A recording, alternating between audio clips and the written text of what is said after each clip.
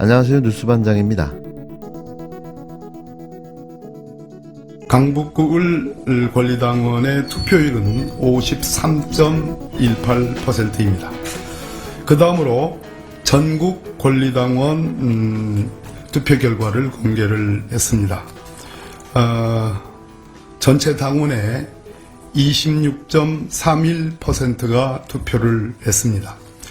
26.31%는 전략 청년 경선 지역이었던 서대문 갑의 24.65%보다 높은 투표율입니다.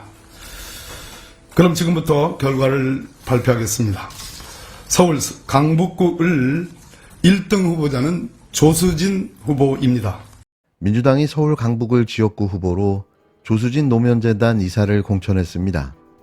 1차 경선과 결선, 그리고 공천 취소로 다시 치러진 전략 경선까지 감점을 안고 경쟁한 박용진 의원은 결국 탈락했습니다. 너무나도 당연한 결과였는데요. 박용진 의원의 권력을 향한 마지막 발악은 끝내 실패했습니다. 이 과정에서 자신의 추악한 민낯만 만천하에 드러내는 자충수만 두게 됐는데요. 또 새로운 역사도 만들어냈습니다. 공천 경선을 2번이나 치르는 한국 정치사의 전무후무한 기록을 남겼는데요.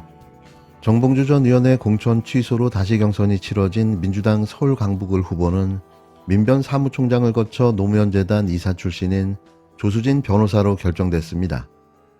이 지역 현역인 박용진 의원은 2번 다 탈락의 고배를 마셨는데요.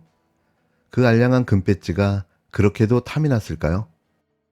자, 강북을 선거 결과는 제가 차를 타고 오면서 보고받았는데 가산 감산 없이 해당 지역의 권리당원들은 53%인가가 투표를 했는데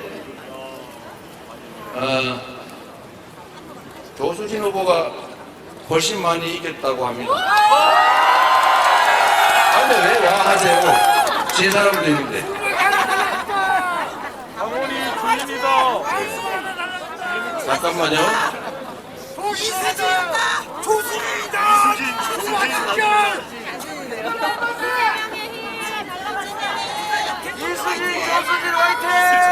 화이팅!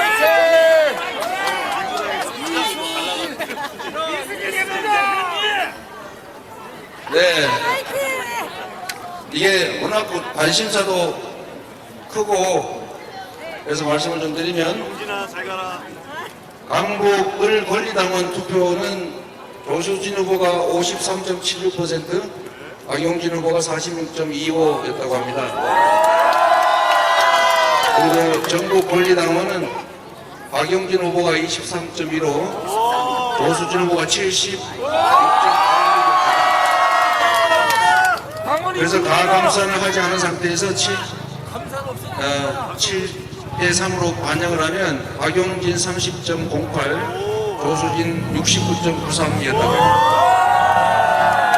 그리고 가감산을 반영하면 19.4대 80.6이었다고 합니다.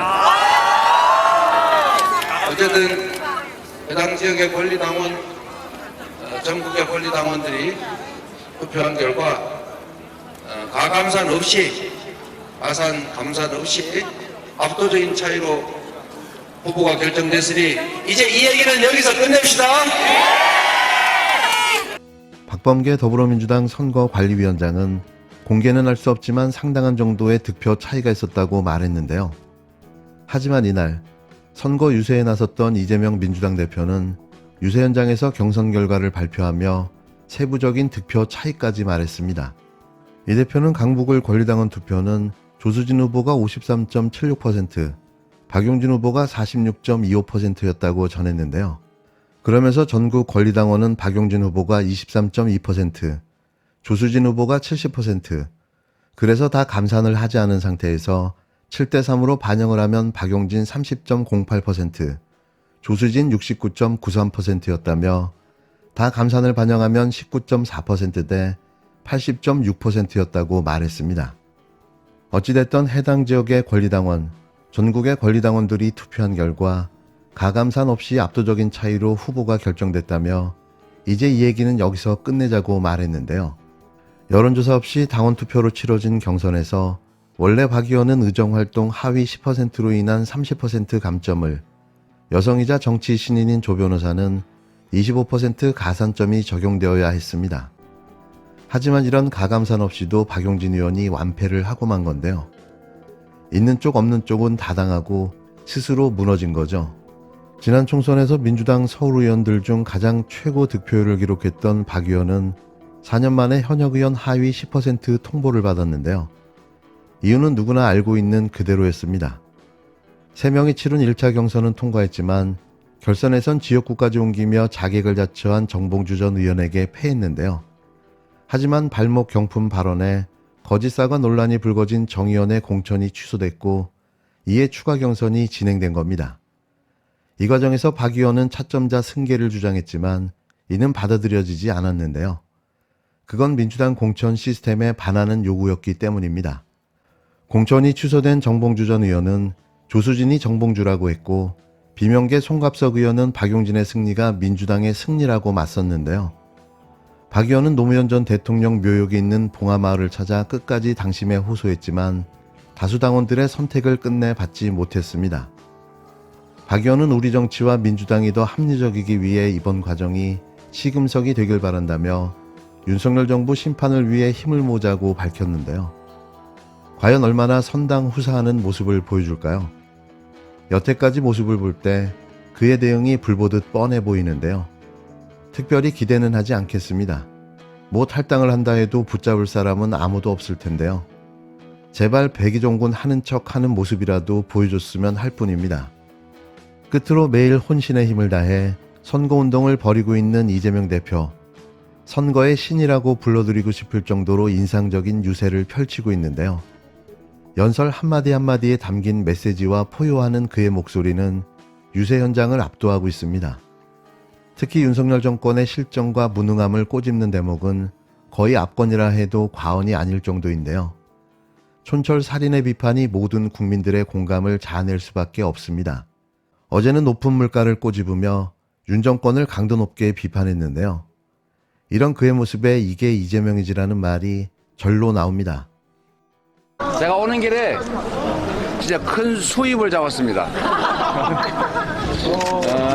어떤 여성분이 20대가 참 우울하다 이러시면서 저한테 사과를 선물하고 있었어요. 이 근처에 어디 계실지 모르겠는데 또 한 분은 이거 먹으라고 과일을 주셨는데 이게 아마 너무 비싸서 한번 맛이라도 보라고 준 것 같아요. 대표님 춘천 인심 좋습니다.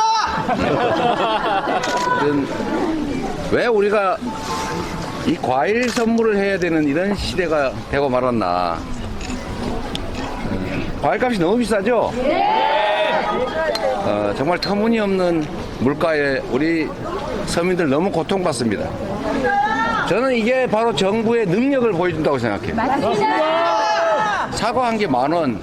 이게 말이 됩니까? 시장에 가서 장 보시려고 그러면 손이 나갈 듯 말 듯 망설여지죠? 우리 장사하시는 분들은 너무 비싸서 미안해가지고 이 가격을 받아야 되나 이렇게 고민하면서도 물가가 워낙 비싸니 방법이 없지 않습니까? 이런 문제를 해결하는 게 정부의 역할이고 이런 거 하라고 대통령 뽑고 국회의원 뽑는 거 아닙니까 여러분? 정말 한심하게 이럴 데가 없어요.